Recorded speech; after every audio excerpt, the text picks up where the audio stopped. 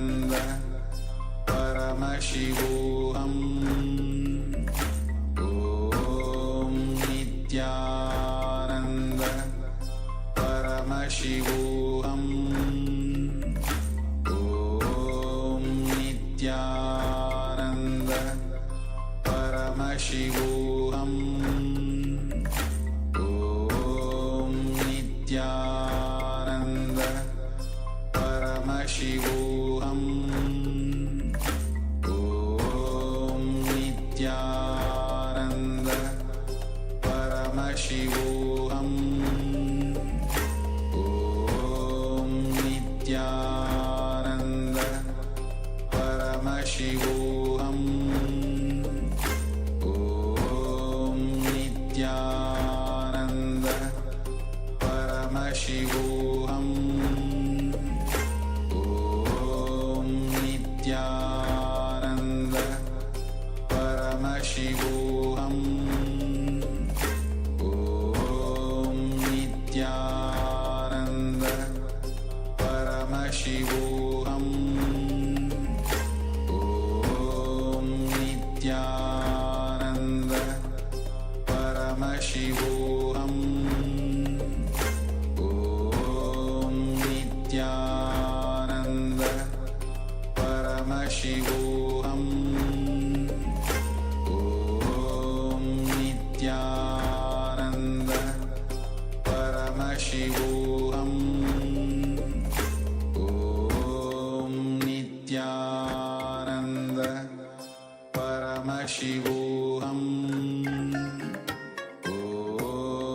Nityananda Paramashivoham Om Nityananda Paramashivoham Om Nityananda Paramashivoham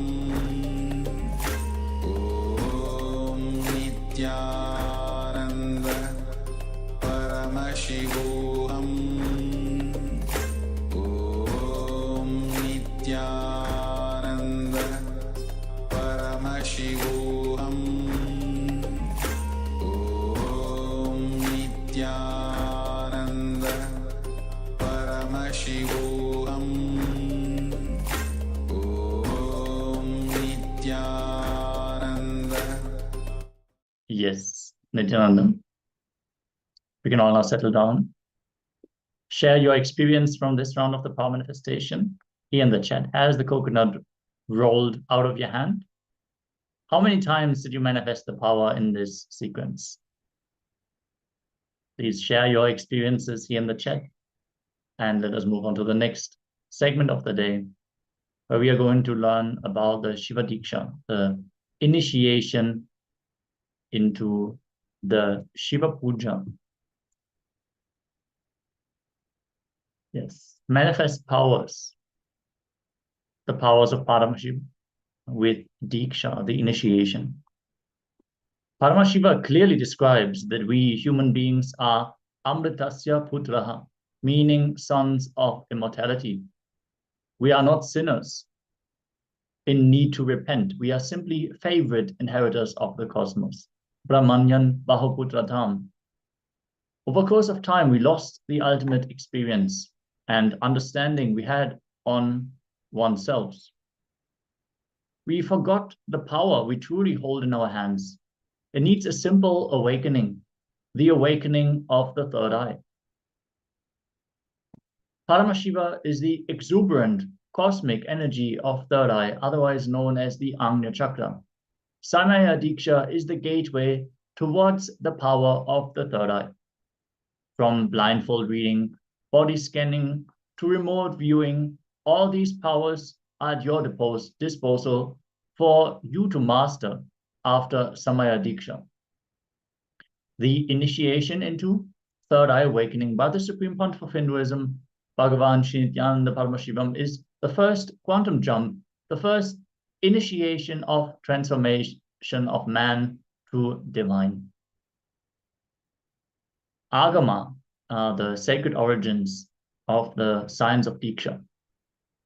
Agama are the Shastras, the scriptural references, the source scriptures of Hinduism, graced by Paramashiva, spoken to Devi Paramashiva Shakti, bestowing her request, which are the lifestyle and initiations to achieve Paramashivoham, the state of Jivan Mukti. These are delivered vocally by Paramashiva and revealed to us through Devi Paramashiva Shakti, then Mahavishnu, in the Uttara Kamika Agama. Paramashiva blesses us with the explanation on Diksha, the initiation process. For those who are seeking to lead a spiritual life, these powerful Dikshas are called Samaya Diksha, Vishesha Diksha, Nirvana Diksha, and Acharya Abhishekam. Paramashiva describes Samaya Diksha to be the first step for all Hindu seekers, disciples, and devotees for enlightenment. Paramashiva compassionately reveals further that Samaya Diksha is a common entity to all living beings, regardless of gender, caste, or creed. Any being can receive this initiation. In life, certain profound and absolute truths can never be changed, whether you understand or not, accept or not, like or not, believe or not. You can change the window or the door of your house in whatever direction you want, but the sun rises in the east and sets in the west only. There is nothing you can change about it. If you deny saying, in our place, neither the sun rises nor sets, means the door or window of your house must be in different direction, but that doesn't change the truth of the sun rising or setting. Whether you see the sunrise or sunset or not, the sun is rising and setting. The same way, when you live in this body and mind, either before enlightenment or after enlightenment, you are the form of Paramashiva. You are one and the same as Paramashiva's energy. Some may understand or not, but this is the truth. Some keep their door and window in the east-west direction and enjoy the sun rising and setting, while some keep it in the north-south direction and they live their life never ever seeing it. A rare few, while they are living due to their tapas, austerity, live in the space of Paramashivoham, celebrate, rejoice, radiate, and manifest the energy and powers of Paramashiva. Others do not celebrate. The truth is, we are all part of Paramashiva. When the Samayi, one initiated into Samaya Diksha, follows the prescribed lifestyle that Bhagavan, Paramashiva, and Guru instructs with integrity, the possibilities of manifesting the powers of Paramashiva will happen in you. The Guru gives you the first inspiration, awakens your Kundalini Shakti, and grants you the rights to express the Paramashivatva. He initiates you to achieve your rights, that is Shiva Diksha. When you receive the initiation from a person who is not enlightened, after the initiation, you need to repeat the mantra continuously on your own effort. Till the mantra merges in you and becomes a part of you, you need to go on doing the japa, the chanting. When you receive the initiation from the Supreme Pontiff of Hinduism, Nityananda Sabha, he bolts the mantra into your bioenergy. So whatever work you are doing, the mantra japa goes on vibrating in the throat. When the mantra happens continuously, Paramashiva's remembrance, bliss, knowledge, power pours and grows in your life as a Shakti, a power. This Shakti awakens the DNA of your Gotra, your family, your community, your lineage. Whatever community in which you are born, that unique DNA is awakened. By this awakening, the knowledge, clarity, completion, and fulfillment starts expressing. Shaktis, powers originally revealed in the Vedagamas, the source books of Hinduism. The source of cosmic laws itself stand by their own independent authority as scriptural proofs or Shastra Pramana.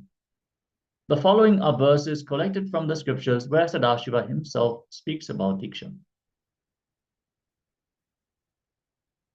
The action which bestows enlightenment destroys the three impurities, bondage of the self, anavamala, karmamala, and maikamala, feeling belittled, karmic baggage, and forgetfulness of one's original state.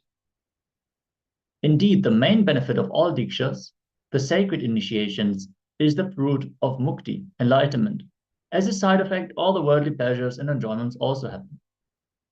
The Diksha, done as per the scriptural injunctions of Agamas, removes in just one moment lakhs of minor incompletions and crores of major incompletions, lakhs being hundreds of thousands and crores being tens of millions. O Devi, the one who has not received Diksha does not attain perfection, completion, or liberation, nor a good future path. So, by all intense efforts, one should become a Dikshita, the initiate one by the Guru. The preliminary level Diksha is called Samaya Diksha. This is the Shiva Diksha level 1. Maya means the individual identity, I and mine. Samaya means transforming this identity, the I and mine, into the divine Shiva. Samaya Diksha is the first level of Paramashiva's initiation. Through this Diksha, the bondages that bind the individual self from experiencing its Paramashivatva, the space of oneness with Paramashiva, is destroyed by the love and the grace of the Guru, who is Paramashiva. Thereby, awakening the space of Paramashivoham, oneness with Paramashiva, in the disciple through the Samaya Diksha, one becomes formally eligible to live and practice the Vedic lifestyle as ordained by Paramashiva in the Agamas. It is not mandatory that a person initiated into Samaya Diksha should follow a strict vegetarian diet. If you wish to partake non-vegetarian food, do so in your home or where it is socially acceptable. Vegetarianism is strict in our arinams and temples. The next Diksha we're going to cover is the Gayatri Diksha. Gayatri Diksha is a beautiful and necessary ritual. It sets the right context for you to begin your spiritual journey with Paramashiva. The initiation is a ritualistic process instructed by the Vedas. It initiates one into a daily recital of the powerful Gayatri Mantra. The Gayatri initiation is the most auspicious beginning to one's spiritual life. For the world, it brings tremendous healing and possibility for peace and happiness. The more people are practicing, the more the world will become peaceful. For the individual, the Gayatri initiation establishes the right context for spiritual growth. It establishes the reality of the self. It establishes the reality of one's self's nature. It establishes the reality of cosmic energy. The reality that cosmic energy is intelligence. It establishes the reality that the self is one with the cosmic energy. The power of initiation and the daily recital brings the fulfillment of all desires and a healthy long life. It gives a solid foundation to keep one on the spiritual path always. The foremost agama, known as Kamika Agama, Bhagavan Paramashiva instructs the Guru should initiate the disciple with a Yagnupavita. The Guru should give the sacrificial thread, Yagnupavitam, purified and energized with the recital of the Mula Mantra to the disciple and make him wear it. Having offered the oblations for 1,000 or 100 times with the recital of Mula Mantra, he should offer the consummate oblations with the same Mula Mantra. The disciple who has been given the preparatory initiation, Samaya Diksha, in this way becomes qualified to perform the personal worship of Shiva, to render assistance for the performance of the fire ritual, becomes competent for the systematic study of the scriptures, becomes qualified for listening to the recital of mantras. O sages, such disciple attains the position of Rudra. This is from the Kamika Agama, Uttarapada, chapter 20, Samaya Vishesha Diksha Vidhi. Directions for performance of Samaya and Vishesha Diksha. In affecting humbleness in the seeker who has become fit enough to be favored, and if in affecting compassionate feelings in the Guru also, Shiva is the causal Lord. The intimate communion between the blessed one and the blessing one is very rare and difficult to occur. Thus, blessed are those seekers to have the ultimate Guru, the Supreme Pontiff of Hinduism, Bhagavan Sri Nityananda Paramashivam, in their life. Even among them, the chosen few had the anugraha, the ultimate grace of Shiva, the Shiva Diksha from the Guru, the embodiment of Paramashiva established in Paramashivatma. So what should one not do after taking the Samaya Diksha? For Samaya Diksha, there are a few things the disciple should avoid once taken initiation in order to maintain integrity to Paramashiva and manifest all powers. The initiate should not whatsoever abuse Lord Paramashiva, the source of the cosmos, abuse the words of Paramashiva, the Vedas and Agamas, abuse the Guru who gave him the Diksha, abuse other sadhakas, cross the shadow of the Shiva Linga. One should not step onto or into the shadow of the Shiva Linga. Eat the food kept aside for or offered to Chandikeshwara. Cross the flowers or food kept aside for Chandikeshwara or offered to Chandikeshwara or offered to Lord Paramashiva. To maintain integrity, there are some things you should ardently follow as well. Those are listed as the initiated disciple should till the end of lifetime worship Guru, Paramashiva and Shivagni, the sacred fire in which Paramashiva is invoked. The initiate disciple should apply Bhasma, the Vibhuti, the sacred ash, on his body and wear Rudraksha gifted by the Supreme Pontiff of Hinduism during the Diksha on his throat, such that the Rudraksha touches the throat center at all times. Now, we'll cover the Guru Dakshina. Dakshina is the offering made by the disciple to the Guru out of a deep gratitude to Paramashiva for choosing us to take this auspicious Diksha.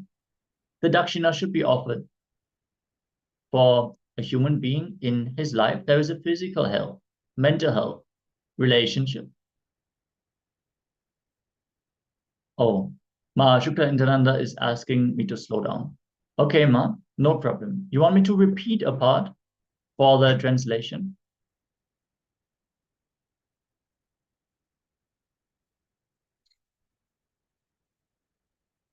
Okay. From which part do you want me to repeat, Ma?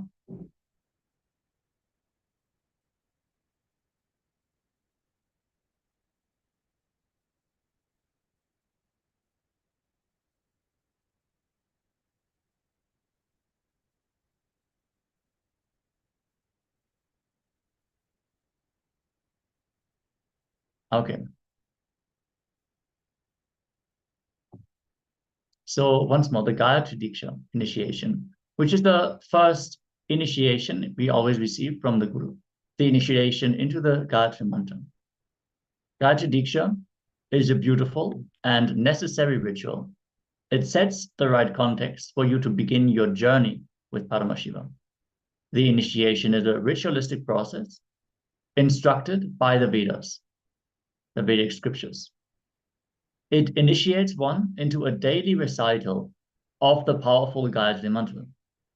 The Gayatri initiation is the most auspicious beginning to one's spiritual life. For the world, the recital of the Gayatri Mantra brings tremendous healing and the possibility for peace and happiness. The more people are practicing, the more and more the world will become peaceful. For the individual, the Gayatri initiation establishes the right context for spiritual growth. It establishes the reality of the self. It establishes the reality of the self's nature. It establishes the reality of cosmic energy. It establishes the reality that cosmic energy is intelligence. And it establishes the reality that the self is one with the cosmic energy. The power of initiation and the daily recital brings the fulfillment of all desires and a healthy, long life. It gives a solid foundation to keep one on the spiritual path always. In the foremost agama, known as Kamika agama, Bhagavan Paramashiva instructs the Guru should initiate the disciple with the Yangnupapita, the traditional, the sacred thread. The Guru should give the sacrificial thread, Yagnapavitam, purified and energized with the recital of the Mula Mantra to the disciple and make him wear it.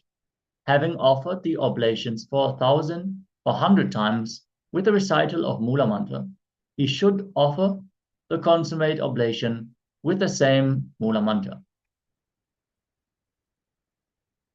The disciple who has been given the preparatory initiation, the Samaya Diksha, in this way becomes qualified to perform the personal worship of Shiva, to render assistance for the performance of fire rituals, and becomes competent for the systematic study of the scriptures, becomes qualified for listening to the recital of mantras.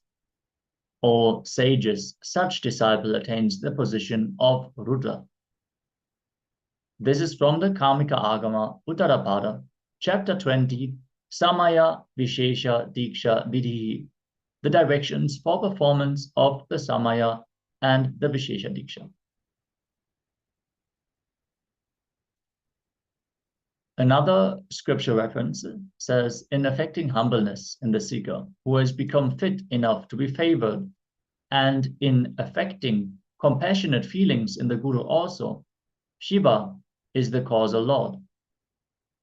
The intimate communion between the blessed one and the blessing one is very rare and difficult to occur. Thus, blessed are those seekers to have the ultimate Guru, the Supreme Pontiff of Hinduism, in their life. Even among them, the chosen few have the Anugraha, the ultimate grace of the Shiva Diksha from the Guru, the embodiment of Paramashiva, established in Paramashivoham. Now, what should you not do after taking the Vishesha, the Samaya Diksha? For Samaya Diksha, there are a few things the disciple should avoid strictly once taken the initiation in order to maintain integrity to Paramashiva and to manifest all the powers. The initiate should not whatsoever abuse Lord Paramashiva, the source of the cosmos, abuse the words of Paramashiva, the Vedas and the Agamas, abuse the Guru who gave him the Diksha, abuse other sadhakas, cross the shadow of the Shiva Linga. One should not step in or on the shadow cast by any Shiva Linga. Eat the food which was kept aside for or offered to Chandikeshwara. Cross the flowers or food kept aside for Chandikeshwara, or offered to Chandikeshwara, or offered to Lord Paramashiva. So one should not step over the food that was offered or is to be offered. One should strictly just walk around it, not step over it. To maintain integrity, there are some things you should ardently follow as well. The initiated disciple should, till the end of lifetime, worship Guru, Paramashiva and Shivagni, the sacred fire in which Paramashiva is invoked. The initiated disciple should apply Bhasma, the Vibhuti, the sacred ash, on his body and wear Rudaksha, gifted by Swamiji during the Diksha, on his throat, such that the Rudaksha touches the throat center at all times. Next, we are going to cover the Guru Dakshina. Dakshina is the offering made by the disciple to the Guru out of deep gratitude. Out of deep gratitude to Paramashiva for choosing us to take this auspicious Diksha, the Dakshina should be offered. For a human being in his life, there is physical health, mental health, relationships, wealth, spiritual life, etc. To raise a human being in all levels, Paramashiva himself happens in the human body, like in the form of a Guru. Bhagavan Paramashiva has given his own life for us. For him, our expression of deep gratitude is the Guru Dakshina. Whatever Dakshina we are offering to him, he blesses us in return with multiple services. This is not Guru Dakshina. Is it the offering that we are giving to our own selves? In the Srimad Karmika Agama, Paramashiva reveals what are all the various items that can be offered to the Guru as Dakshina. At the end, the chief sponsor, the Yajaman, should worship the chief Acharya, the Guru, and honor him with new cloth, gold ring, and others. The worthy materials used in this yajna, such as golden cloth and others, should be dedicated to the Acharya. At the end, at the time of initiation, the initiate should wear a white dress. Here is Paramashiva's direct instruction to wear white for Diksha. As it says in the Karmika Agama, they have fulfilled all the essential duties of the morning, such as taking bath and others, and have completed the daily duties. They are attired in white dress and are wearing the white upper garment, the Sitavasta Uttariyas.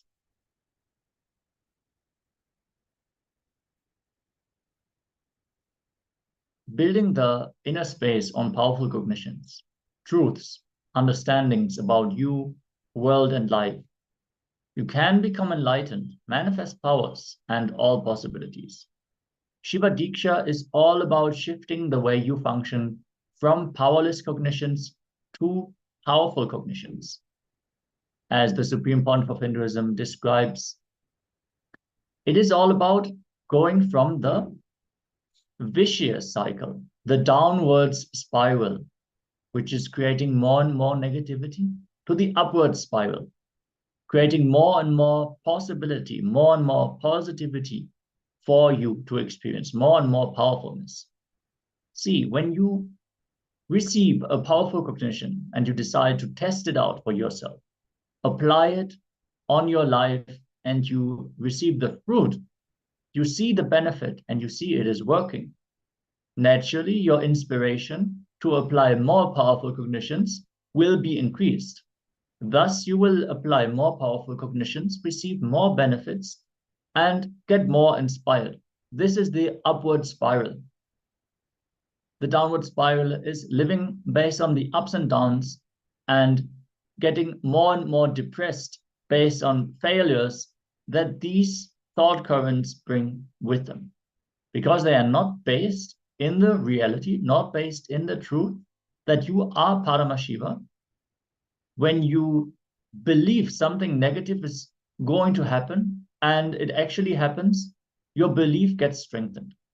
When you try and test the truth and you receive the benefit, naturally, that is going to keep on improving your life more and more.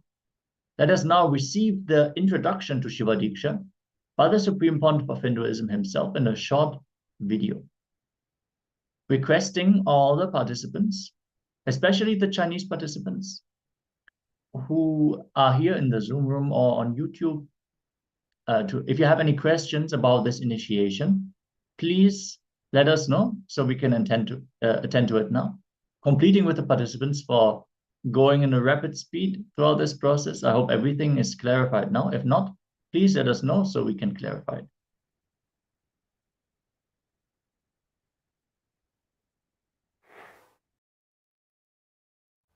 Let me enter into Shiva Diksha.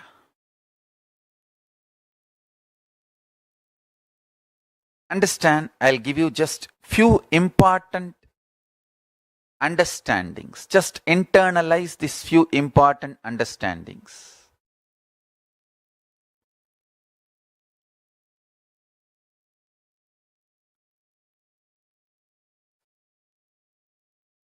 Our inner software, you call it mind, you call it intelligence, you call it any name you use. In Sanskrit, we use the word mana, chitta, buddhi, ahankara. All these words put together, I call it as inner software.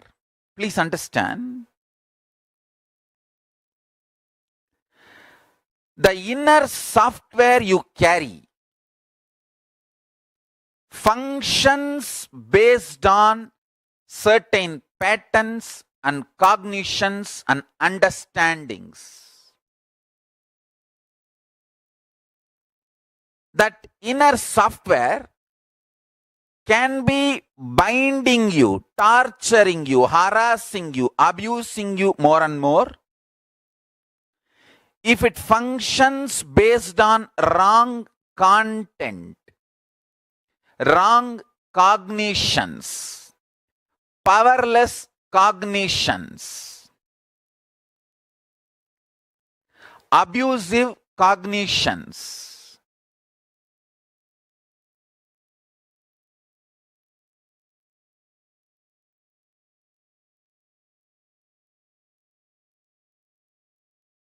If that inner software functions based on powerful cognitions, right cognitions, intelligent cognitions, it can liberate you. Understand?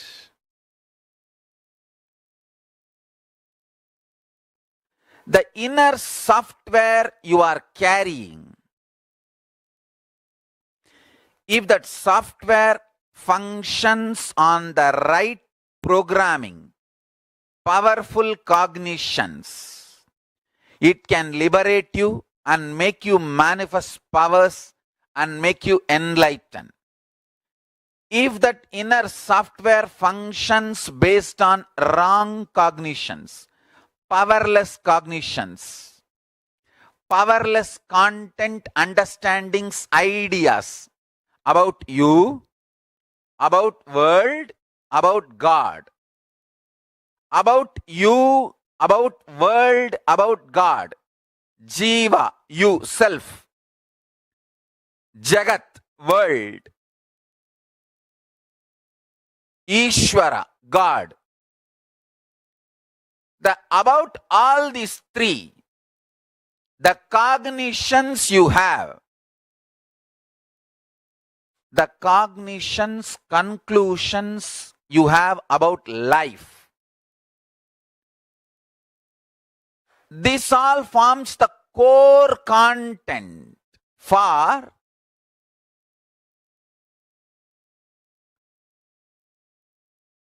your inner space. If your inner space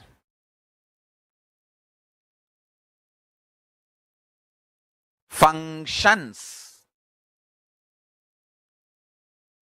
out of powerless thought currents, ideas, cognitions, it can suffocate you, it can torture you, it can destroy you, it can make you powerless, it can do anything.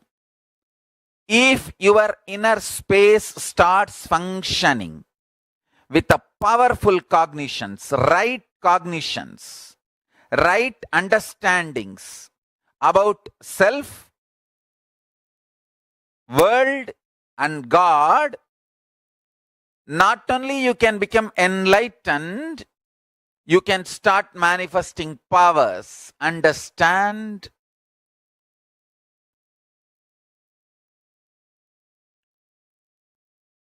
Shiva Diksha is all about shifting the way you function from powerless cognitions to powerful cognitions. That's all. Shiva Diksha is the way to shift you from functioning from powerless cognition space to powerful cognition space. Listen carefully. Understand life. listen carefully and understand life.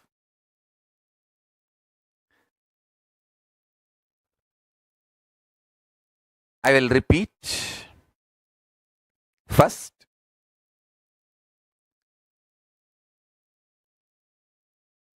your inner space is like a software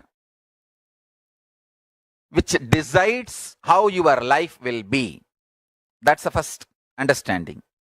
Second, if the inner space is filled with powerless cognitions, powerless, suffocating,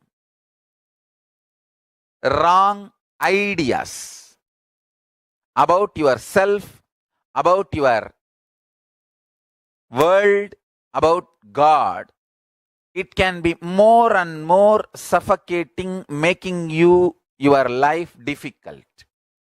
And if you can start building the content of your inner space, powerful, start functioning from powerful cognitions, truths, understandings about you, world, and life, you can become enlightened, manifest powers and all possibilities. Now listen carefully.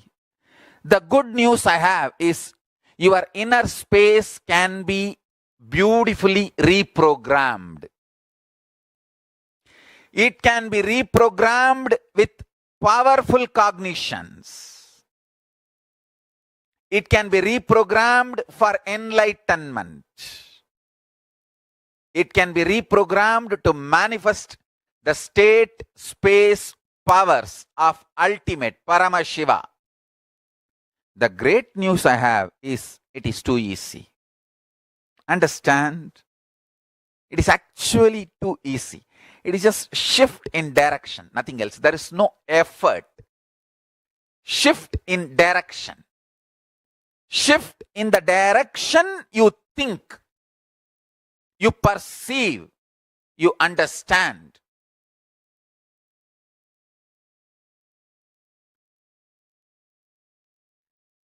Shiva Diksha is all about giving you that shift.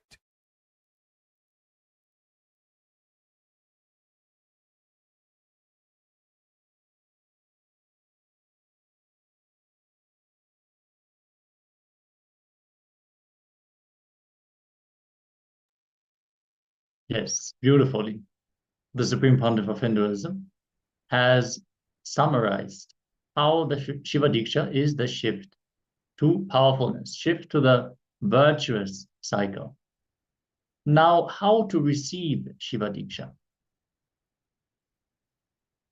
There is a process which is part of the Diksha, which is the creation of the Sadashiva Mandala and receiving the Diksha spiritual name. In the Kriyavati Diksha, the participants are to offer the flower to Sadashiva Mandala and receive their Shiva Diksha spiritual name based on where the flower falls. The mandala should be created in the following way. We're going to project the picture on screen so you all can see it. Yeah. Even though screenshots are not generally permitted, we allow the participants to take a screenshot of this now to be able to create the mandala themselves. You can see 4 Shiva lingas arranged to the directions, to the 4 directions. And in the center, there should be a circle. You can pre-draw the Shiva lingas, and then you cover the outer lines with a different colored rice, and the inner filling of the Shiva linga you can fill with the specific colors which are representing the 5 faces of Sadashiva. So there is 4 different kinds of rice mixtures that are to be used. One is rice mixed with kumkum, the activated turmeric. Rice mixed with turmeric.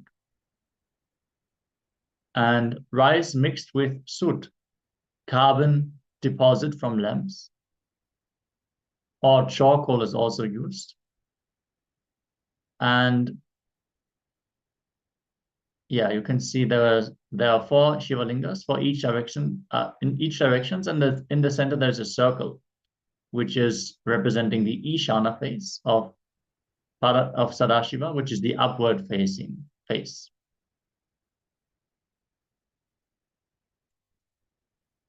Yeah, the directions for the Sadashiva mandala are as followed. Let me have a look separately. Yes. One Om symbol should be drawn on the floor in the east side of this mandala. The white Shiva Linga should face to the east side. The red Shiva Linga should face north. The yellow, the turmeric Shiva Linga should face west. And the black Shiva Linga should face south.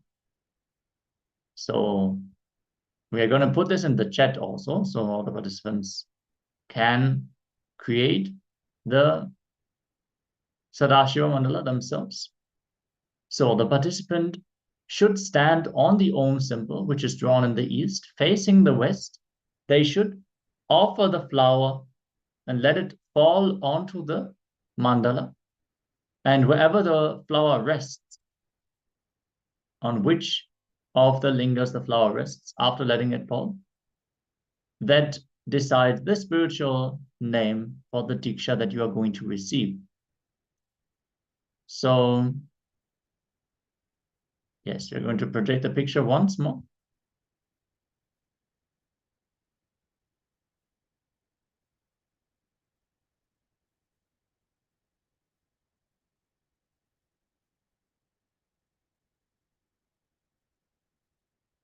Yes, if you have these components available, please create this sacred mandala for the process.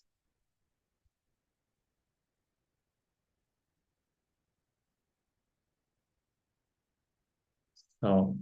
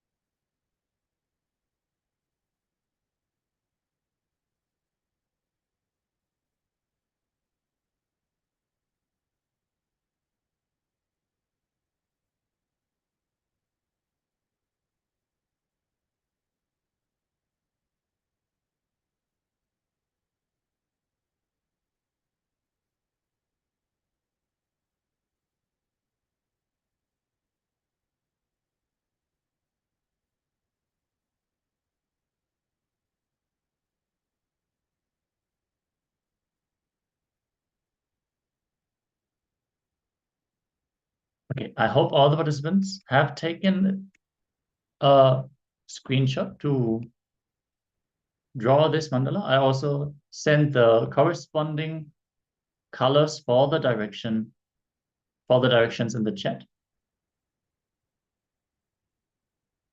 Yes.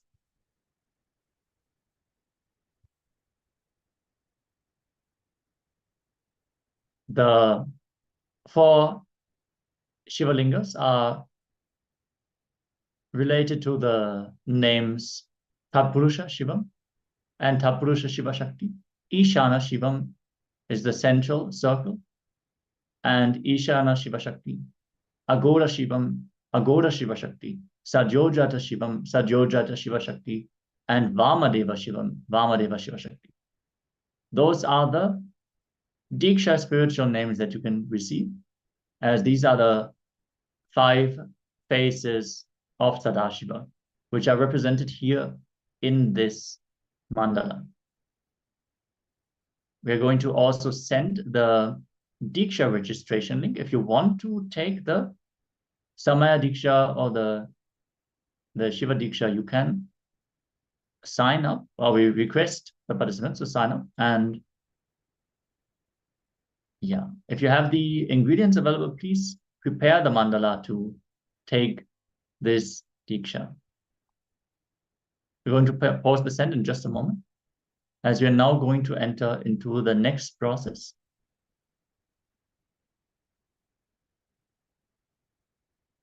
Yeah, we're going to continue with the Kalpataru process, where we are going to manifest our reality as we want.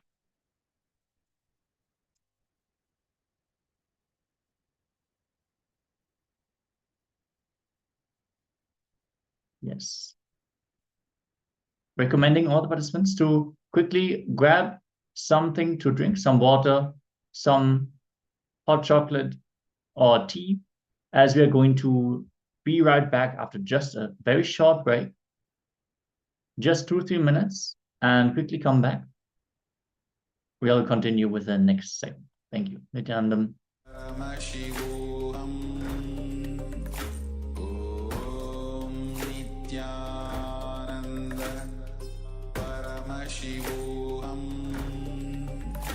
Om Nityananda Paramashivoham Om Nityananda Paramashivoham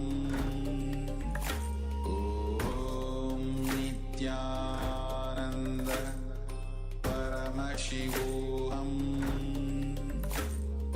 Om Nityananda Paramashivoham Om Nityananda Paramashivoham Om Nityananda Paramashivoham Om Nityananda Paramashivoham Om Nityananda Paramashivoham Om Nityananda Paramashivoham Nityananda Paramashivoham Om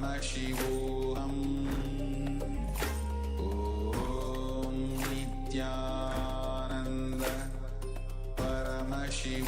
Paramashivoham Om Nityananda Paramashivoham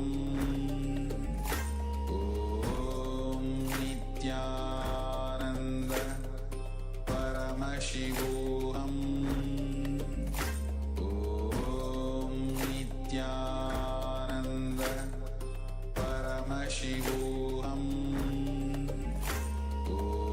Om Nityananda Paramashivoham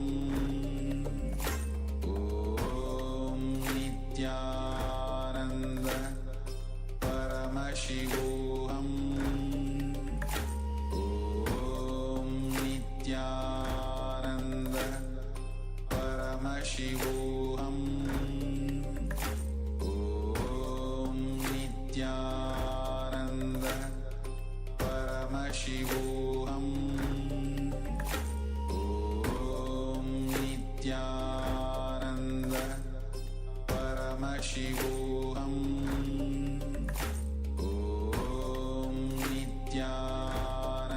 Nityananda Paramashivoham Om Nityananda Paramashivoham